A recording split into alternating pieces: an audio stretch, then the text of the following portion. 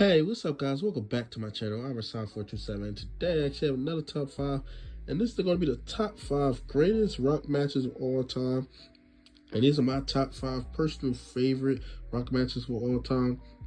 And there's a lot of different reasons why this is my top five, but I'm going to jump right into it and get to my number five spot. And I'm number five spot, I have his most recent match, the tag team match at WrestleMania, Seth Rollins and Cody Rhodes versus The Rock and Roman Reigns. And this has a lot to do with me being there live. And it was a great match. I believe this was the second longest WrestleMania match ever. The longest WrestleMania match of this year. I believe the second longest behind, Bray and Shawn. I doubt that'll ever be topped pretty much ever. I mean, I just don't see it in sight. But, I mean, this is a great match. They fought all over the arena, all over the ring. I mean, this was just a fantastic match. And I definitely think The Rock proved that he can still wrestle. I know there's talk about him not wanting to do a one-on-one match. I mean, he's going to have to one of these years if he wants to fight Roman Reigns one-on-one. Or maybe they just do the triple threat match and don't fight Roman Reigns. I can't see them not doing a Roman Reigns and The Rock match one-on-one. But he proved great inside this match. I mean, he proved that he still was great and he still could wrestle at a very high level, because that was a great match. And seeing him in the ring with Seth Rollins, which I thought would never happen.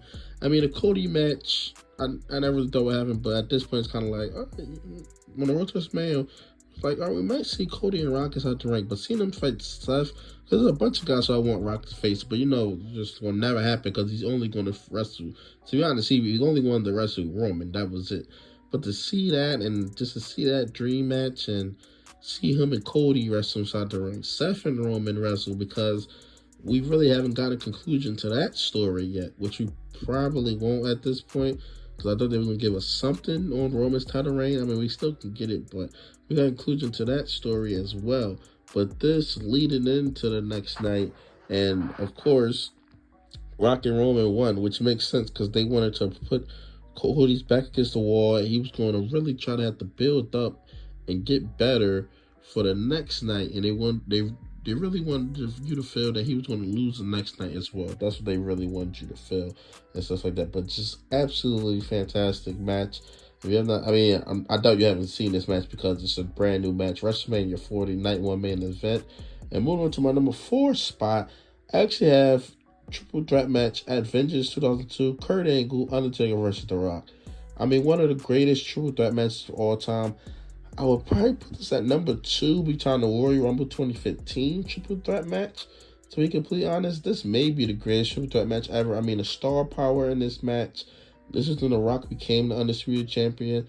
But everything you want a triple threat match, you get inside this match. I mean, it's action-packed, fast-paced, and it's the three of these guys just going out there and put on a fantastic match. I mean, this was The Rock put in his prime in the first time around. This one, Kurt was really moving into a more serious character, because this one he was moving out of, when he first cut his hair, he was moving out of that serious character. In this quarter, this was the biker Undertaker.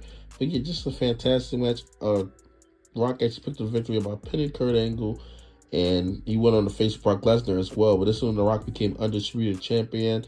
Just a fantastic match. I believe The Rock broke the record for the most steady championships inside this match. I believe the record was 7. I believe John Cena has it now with like 12 or 13 WWE championships, not World Championships, WWE championships. But The Rock had broke it with actually 7. I believe Brett had it first with like 5 or 6 or something like that.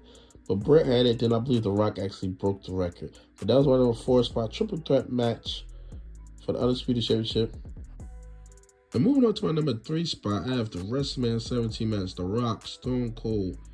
I mean, just a fantastic match. And I always go back and forth with whether I prefer this WrestleMania 17 match or the WrestleMania 19 match, which actually didn't make the list, but I think I'll go with 17.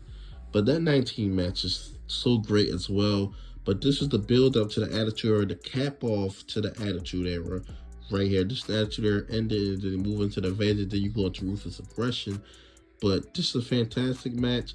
And the first time around WrestleMania 15 in Philly, it was like, okay, you got heel versus babyface. This is the biggest match you can do, heel versus babyface. But I feel like at this time, you had The Rock ascend because Stone Cold wasn't there. So he ascended to number 1, top wrestler in the business. Then you had Stone Cold come back, top wrestler in the business.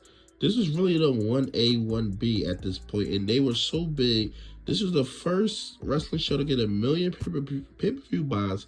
This is pretty much, I mean, I know wrestling shows have pretty much been bigger, but this was like the biggest thing ever for that time period. This when WCW just got going. So there was so much surrounding this show, surrounding this match, surrounding this pay-per-view. And then the fact that they actually did this match again, and because you just had to do it. They were just so popular at that time. I mean, The Rock was hosting SNL. Stone Cold was showing up on Warships. Like, they were just so popular that it was just like, we did this at 15, and then Stone Cold missed 16. But you have to do this at 17. You do baby versus babyface. You don't turn any of them heel. Well, of course, the heel turn came, which the heel turn was Stone Cold turning on, well, not turning on Stone Cold, not turning on The Rock, but Vince McMahon coming out and him Stone Cold aligned stuff with Vince McMahon, which a lot of people feel this was a mistake. Stone Cold even said that I wish I would have stunned Vince right there and it continue as a babyface, because he couldn't continue as a babyface because they popped for him even after he cheated. They were in Texas. That's another thing with The Rock, is that it may seem like, oh, they just cheered for Stone Cold over The Rock. So they were in Texas, where Stone Cold was from Texas. Stone Cold got huge pops. The Rock, when he came out, they were pretty mixed, which some people feel like they started booing The Rock here, but I mean, I don't know how you can really count this. It's another match that I'm gonna talk about in this list that they actually really start booing The Rock. But I don't know if you can count that because they were in Texas. It's like if they were in Florida, I think they probably did the same thing to Stone Cold. I might be wrong about that, but of course you got the infamous heel turn, Stone Cold winning the WWE Championship, and then Stone Cold beating The Rock for the second time at WrestleMania. And then moving on actually to my number 2 spot, Backlash 2000, The Rock versus Triple H. This should have been the WrestleMania 2000 main event right here. Everything that happened inside this match should have happened at WrestleMania. It should have never been a fatal 4-way, a man in every corner, and all this other stuff. It should have been this, especially with the crowd reaction, Stone Cold coming back, and all this, everything surrounding this match. This is what it actually should have been. And I remember when I first watched this match, it was actually on a Rock DVD. I always called it Most Electrifying Man. I want to say it was that one. That dropped like 07, I want to say. And I was just blown away by this match. The build up to it. Now, I didn't watch WrestleMania 2000. No, you watch WrestleMania 2000, Triple H retains. You're like, wait a minute. It's WrestleMania. Babyface usually goes over, but they had Triple H retain. So extended it out later on that month to Backlash. And then you had Stone Cold coming out. The way they built to it seemed like The Rock was still going to lose. And then The Rock overcame the odds. He won with a people's elbow. A lot of people, rag on the people's elbow and stuff like that. But, I mean, the crowd absolutely goes crazy for it. And the reactions that this crowd gave, I believe they were in South Carolina. I believe they were somewhere down south, if I'm not mistaken about where they were at. But the crowd reaction inside this match, which is fantastic. Everything about this, The Rock went on to win his, 4th WWE Championship right here. Fantastic match. I mean, it was absolutely amazing.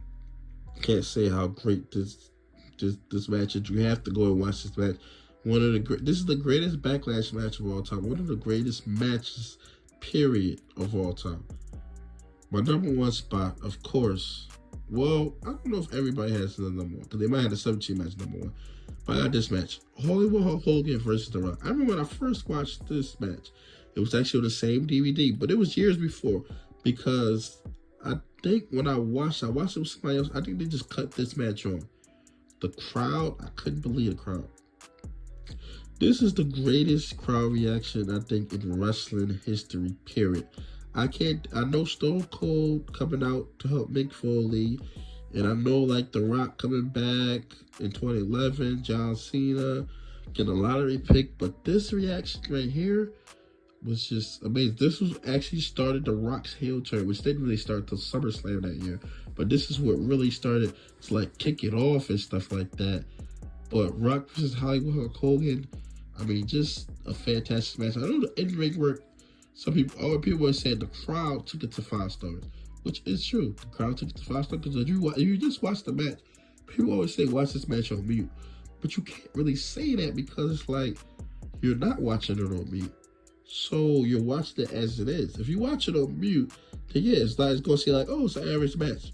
But when you watch it with the sound and the energy and your actual wrestling fan, you're going to see why this is one of the greatest matches of all time. And I mean, with the watching it, I mean, you can say that about a lot of different things and stuff like that.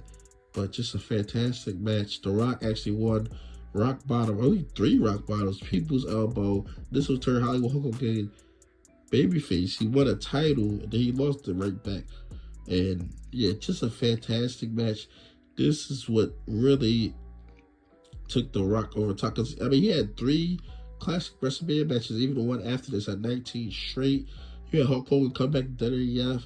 I know this was supposed to be Stone Cold's match, but I think they made the right. Well, I guess Stone Cold didn't want to do it, but I think they made the right decision going with The Rock.